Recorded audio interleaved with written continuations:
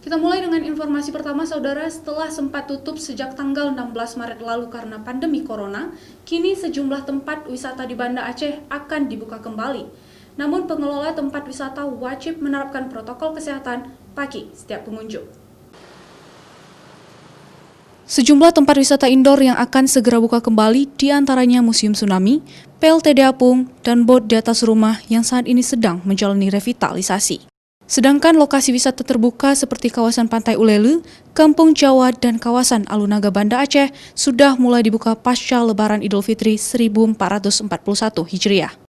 Kepala Dinas Pariwisata Kota Banda Aceh Iskandar menyebutkan, jelang penerapan tatanan kehidupan baru atau new normal, sejumlah tempat wisata di Kota Banda Aceh akan dibuka kembali dengan harapan dapat kembali menggairahkan sektor pariwisata dan untuk meningkatkan sektor ekonomi masyarakat.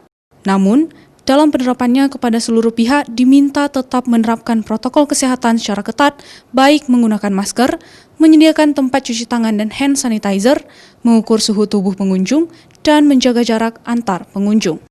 Kita harapkan mereka juga menjaga jarak dan kemudian juga menjaga kebersihan.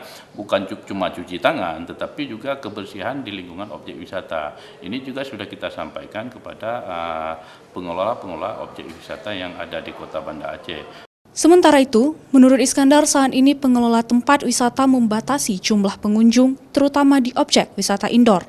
Seperti di PLTD Kapal Apung, pengelola membatasi jumlah pengunjung sebanyak 75 orang untuk sekali masuk ke dalam kapal apung.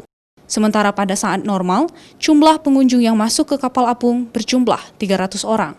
Sedangkan lokasi wisata terbuka, pemerintah tetap meminta kepada masyarakat untuk tetap menggunakan masker dan menjaga jarak sebagai upaya memutus mata rantai penyebaran COVID-19 di Banda Aceh.